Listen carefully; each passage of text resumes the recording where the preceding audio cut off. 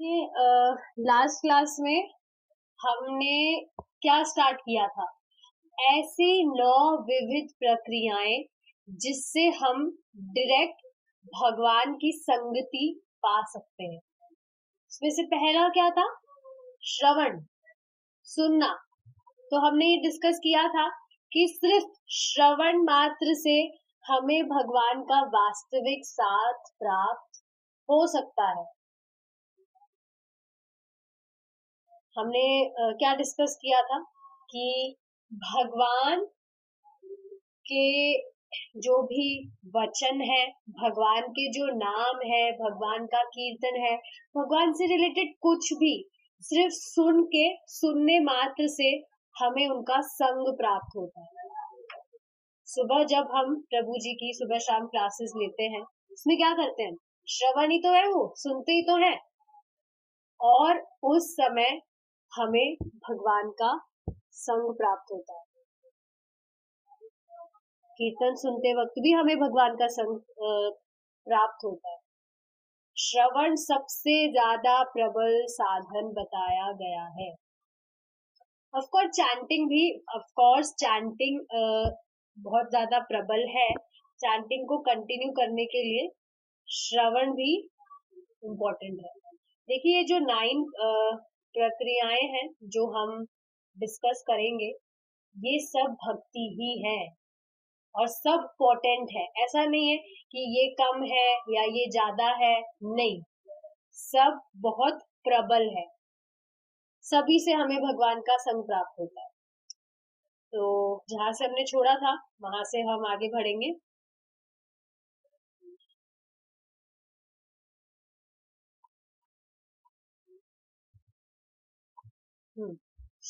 देखेंगे, श्री कृष्ण से संबंध होना सूर्य प्रकाश से संबंध होने के समान है। इसका क्या अर्थ है? देखिए, जब भी हम सूर्य के प्रकाश के सामने खड़े होते हैं, तो चाहे से व्यक्ति अपनी आंखें भी क्यों ना बंद कर ले, फिर भी उसे अंधकार की अनुभूति नहीं होगी। उसे ये स्पष्ट पता रहेगा, वो ये अनुभव कर पाएगा कि हाँ, प्रकाश उसके चेहरे पर पड़ रहा है। आप ये खुद एक्सपीरियंस करके देखिएगा। सुबह जब भी दिन में धूप निकलती है, तो आप धूप के सामने जाके खड़े हो जाइएगा, आंखें बंद कर लीजिएगा। आंखें बंद करने के साथ ही क्या होता है? अंधकार आ जाता है हमारी आंखों के सामने। लेकिन आंखें बंद करने के बाद में भी जब हम सूर्य के सामने खड़े होते हैं, तो हम ये अनुभूति हमें होती है कि हम सूर्य के सामने खड़े हैं, क्योंकि प्रकाश इतना तेजमय होता है। तो अब इसके कॉन्टेक्स्ट में क्या कहा जा रहा है कि यदि व्यक्ति भगवान कृष्ण के शरण में है, उनकी संगति उसे प्राप्त हो रही है, तो वो अंधकार में नहीं रह सकता। अंधकार का मतलब रोशनी की बात नहीं हो रही है। अंधकार मतलब जो अविद्या है, अविद्या के कारण ही तो व्यक्ति भगवान से विमुख है, भगवान की भक्ति नहीं कर रहा है। तो जब उसे भगवान का संग प्राप्त होता है, तो ये जो अंधकार है अविद्या का, ये रह ही नहीं सकता है। लगता है हमें कि अभी भी हम अविद्या में हैं, पर वो है नहीं, हम अविद्या में। मतलब भगवान की संगति प्राप्त करते ही अविद्या गायब हो जाती है, अंधकार रूपी अविद्या गायब हो जाती है। तो यही चीज बताई जा रही है। जहां सूर्य का प्रकाश होता है, देखिए, अब ये चीज मैंने कही है तो इसका मतलब ये नहीं है कि हमने पूरा मतलब बहुत इंटेलिजेंट हो गए, अब हमें और भक्ति करने की जरूरत नहीं है, भगवान का एक बार संग प्राप्त हो गया बहुत है, नहीं। इसका मतलब ये नहीं है। कवरिंग जो इतनी गहरी हमारी लगी है, उसको निकालने के लिए निरंतर भक्ति करना जरूरी है, तभी तो आगे जाके भगवान का प्रेम प्रकाशित होगा। प्रेम प्रकाशित तो नहीं हुआ अभी, वो आगे जाके होगा। जहां सूर्य का प्रकाश होता है, वहां कोई संक्रामक रोग नहीं रहता। संक्रामक रोग मतलब इन्फेक्शन नहीं रहता। आप देखेंगे कोरोना जब आया था, तो क्या कहा जा रहा था कि गर्मी ही कोरोना का खात्मा कर सकती है।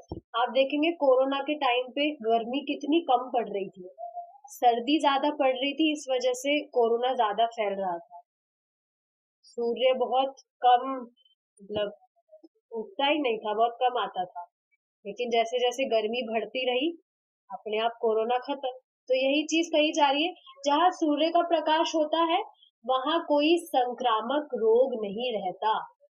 जब तक कोई सूर्य के पराबैंगनी किरणों में रहेगा। माता जी, is it visible to you? दिख रहा है आपको अनीता माता जी? मैं भूल गई थी, ठीक है। कि पराबैंगनी किरणों में रहेगा, उसे रोग नहीं लगेगा। पाश्चात्य चिकित्सा में सूर्य का प्रकाश सब प्रकार के रोगों के उपचार में उपयोगी बताया गया है। तो देखिए, ये बात बिल्कुल सही है। ये मैं आपको एक एग्जांपल से समझाऊंगी कि कैसे जो सूर्य का प्रकाश है वो कितना ज्यादा हमारे, मतलब फिजिकल बॉडी के लिए सच में बहुत इम्पोर्टेंट है। तो सुना होगा विटामिन डी मिलता है हमें सन से। एक और प्रैक्टिकल एग्जांपल देके बताऊंगी। आप देखेंगे आपके किचन में कुछ भी चावल रखा है या दाल रखी है, उसमें कुछ कीड़े लग जाते हैं। क्या करते हैं हम? उसे धूप में रख देते हैं ताकि उसमें से चले जाए वो। तो धूप में, धूप की वजह से जो भी उसमें कीड़े होते हैं वो अलग हो जाते हैं। सेम तरह से हमारे शरीर को भी धूप मिलना जरूरी है। हम जो भी खाना खाते हैं शुद्ध तो नहीं है, वो टॉक्सिन्स हो जाते हैं हमारी बॉडी में, और वो टॉक्सिन्स ही हमारी बीमारी का कारण बनते हैं। तो जब भी हम सूर्य का प्रकाश लेते हैं, देखिए सूर्य के प्रकाश लेने की बात हो रही है, सूर्य की गर्मी लेने की बात नहीं हो रही। झुलस जाएंगे अगर तेज धूप में खड़े हो गए तो। सुबह सुबह की जो रोशनी आती है, ठंड रहती है उस टाइम पे, उस रोशनी को लीजिए आप, या शाम को जब अस्त होता है सूर्य, तब की रोशनी लीजिए, बहुत ज्यादा बेनिफिशियल है हमारी बॉडी के लिए। तो जो टॉक्सिन्स जम जाते हैं बॉडी में, बहुत तेजी से वो निकल जाता है। बहुत हेल्पफुल है, करके देखिए, मैं खुद करती हूँ, बहुत बेनिफिशियल है ये। आप देखेंगे ये कुछ छोटी छोटी चीजें बहुत हेल्प करती है। ठीक है, तो यही चीज बताई जा रही है कि जो वेस्टर्न जो भी डॉक्टर्स हैं, उनमें क्या बताया गया है, सूर्य का प्रकाश सब प्रकार के रोगों के उपचार में उपयोगी बताया गया है। वेदों के मत अनुसार तो रोगी को आरोग्य के लिए सूर्य की उपासना करनी चाहिए। ये भी सुना है हमने कि अगर कुछ भी रोग है तो सूर्य देव की उपासना करिए, रोग चले जाएंगे। लेकिन अगर भगवान कृष्ण की उपासना कर रहे तो कुछ एक्स्ट्रा करने की वैसे जरूरत नहीं है।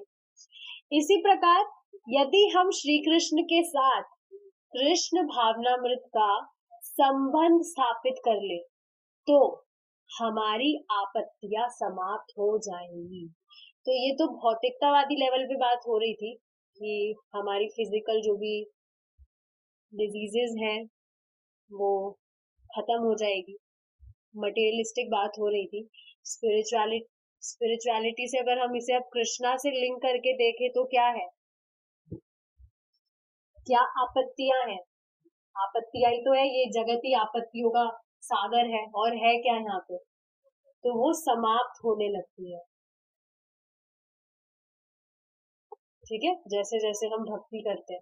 समाप्त का मतलब देखिए ये नहीं है कि भक्ति कर रहे हैं तो अब जीवन में दुख नहीं आएंगे, ऐसा नहीं होता है। दुख आते हैं लेकिन अब उसमें सम हो जाते हैं। जैसे पहले, अभी मेरा खुद का प्रैक्टिकल एक्सपीरियंस ही शेयर करूंगी मैं। पहले मैं बीमार होती थी तो बिल्कुल ऐसे नाजुक बन जाती थी, अरे पता नहीं क्या हो गया, ये हो गया, वो हो गया, बिल्कुल ही कुछ नहीं। और अब आप देखिए, फीवर से डाउन हुई मैं, लेकिन फिर भी पता है भक्ति तो करनी है, भक्ति पे पोज नहीं करना है, 16 माला तो करना ही है। तो गिरते पड़ते जैसे भी हो रहा था, बस हो रहा था, हो गया था, कृष्णा ने करवा दिया था। तो देखिए ये ही तो फर्क पड़ता है।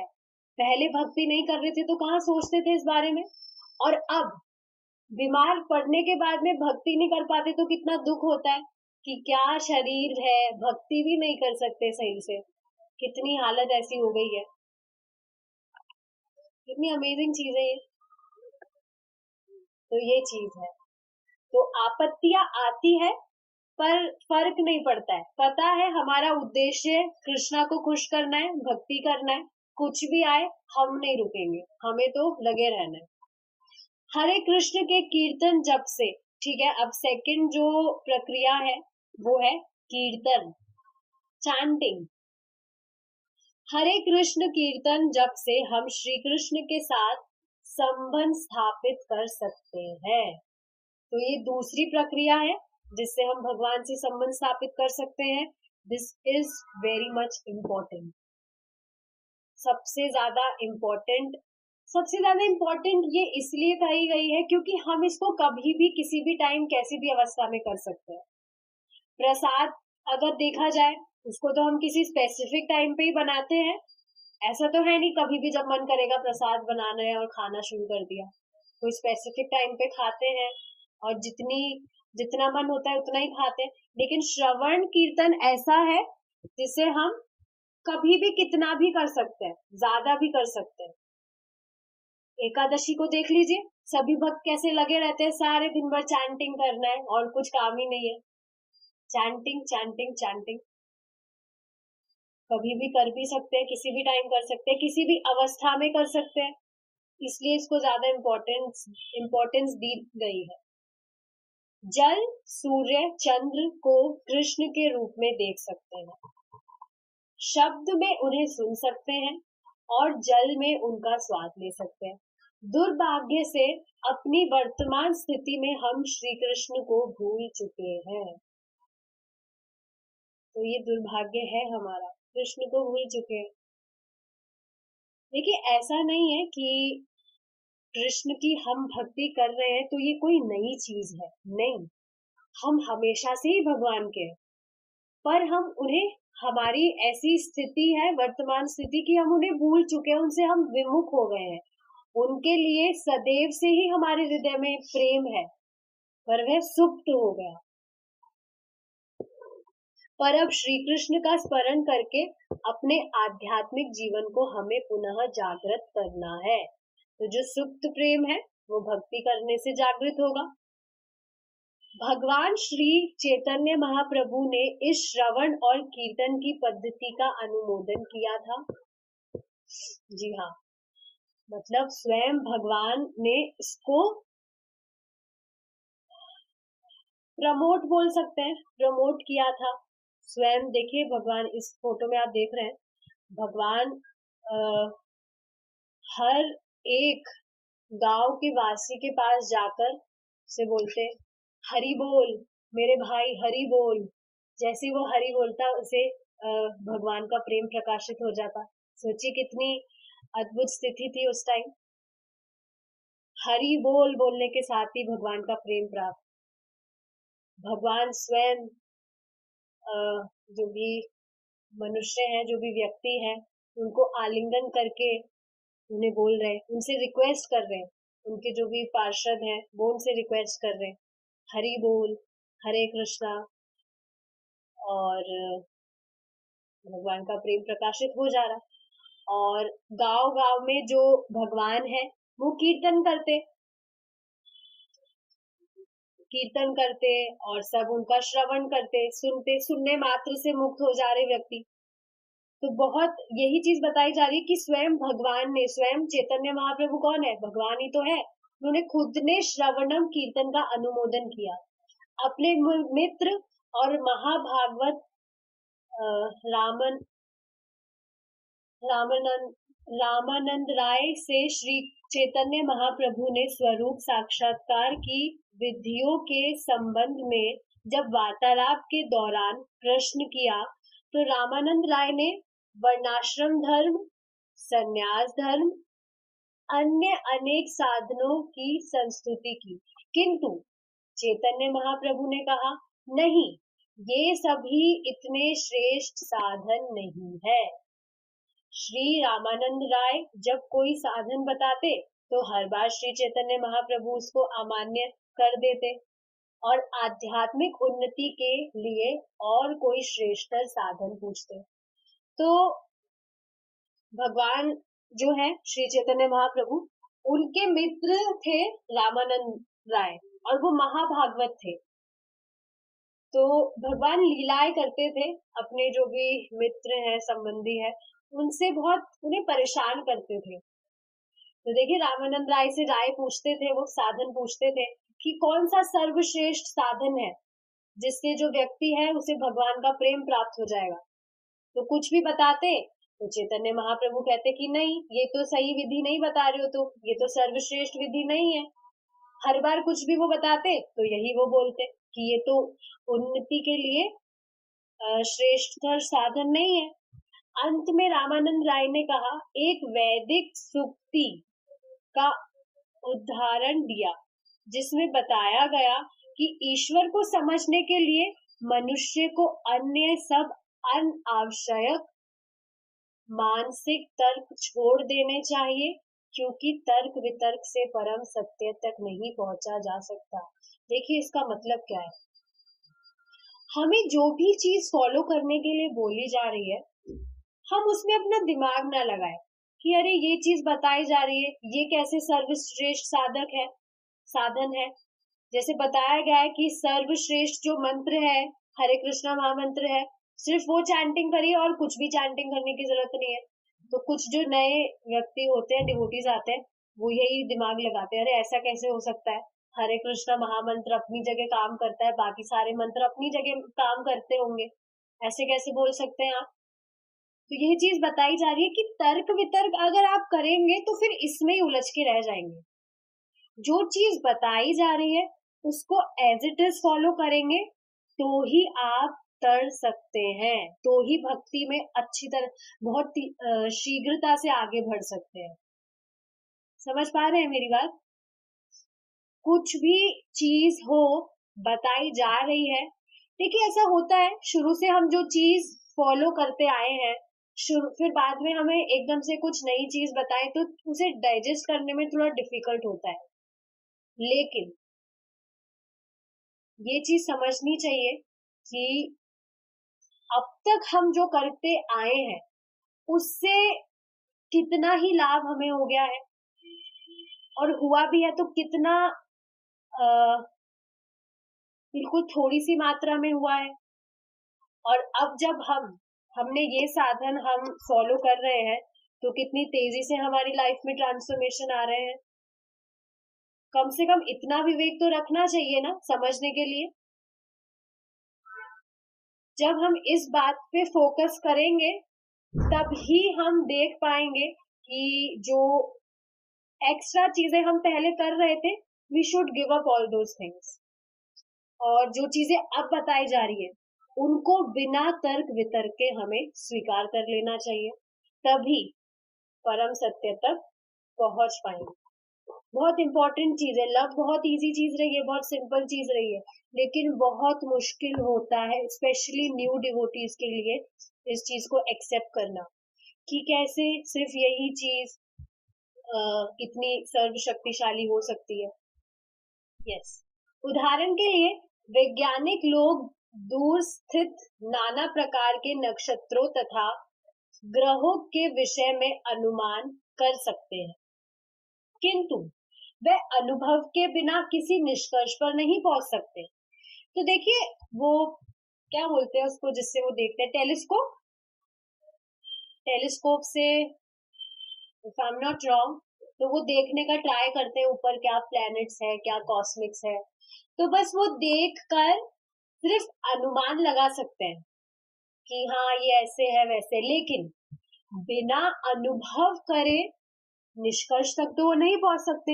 ये हमने पढ़ा था, अनुमान पढ़ा था हमने कि सिर्फ अनुमान करने से व्यक्ति निष्कर्ष तक नहीं पहुंच सकता। अनुमान का मतलब क्या है कि संभावना, पॉसिबिलिटी है भी और नहीं भी हो सकता है, किंतु वे अनुभव के बिना किसी निष्कर्ष पर नहीं पहुंच सकते हैं। कोई व्यक्ति जीवन भर अनुमान लगाता रह सकता है, फिर भी ऐसा हो सकता है कि वह किसी निष्कर्ष पर पहुंच पाए हैं। बहुत नहीं हो सकता है ऐसा, रेयरली होता है ऐसा। जैसे एग्जाम्पल के लिए कुकिंग का एग्जाम्पल लेते हैं। कुछ कुकिंग कर रहे हैं हम, तो आप देखेंगे कि जो मीठे में जो नमक होता है और जो बूरा होता है, पाउडर शुगर, दिखने में सेम सेम लगता है, लेकिन वो टेस्ट कितना उसका डिफरेंट होता है, बहुत डिफरेंट होता है, ऑपोजिट ही होता है बिल्कुल। तो अब आप सोचिए, दोनों जो डब्बे हैं वो साथ में रखे हैं। अब व्यक्ति अनुमान लगा रहा है कि हाँ ये नमक है या ये शुगर, ये पाउडर शुगर है, और अपने अनुमान से वो उसमें डाल दे। कुछ जैसे खीर बना रहा है, उसमें नमक डाल दिया उसने, अनुमान से उसने डाला, लेकिन जब तक उसे वो टेस्ट नहीं करेगा, एक्सपीरियंस उसे नहीं होगा, तो जब तक वो निष्कर्ष तक कैसे पहुंच पाएगा कि उसने क्या वो चीज उसमें सही ही डाली थी या नहीं। तो अनुमान से निष्कर्ष तक नहीं पहुंचा जा सकता जब तक अनुभव ना हो उस चीज का। ईश्वर के विषय में मन गणत चिंतन करना और अनुमान लगाना विशेष रूप से निरर्थक है। यस, हम अपने आप कुछ भी सोच रहे हैं, अनुमान लगा रहे हैं, उससे भगवान को कैसे ही जान पाएंगे। शास्त्र में जो बताया गया है उसको एज इट इज हम फॉलो करें, उसको एज इट इज स्वीकार करें, वो ही बुद्धिमानी। ठीक है, ठीक है, we will stop here now, हमारा टाइम अप हो गया है। क्वेश्चन तो किसी का नहीं है। ठीक है, thank you so much for joining, we will meet tomorrow if कृष्णा's willing। हरे कृष्णा।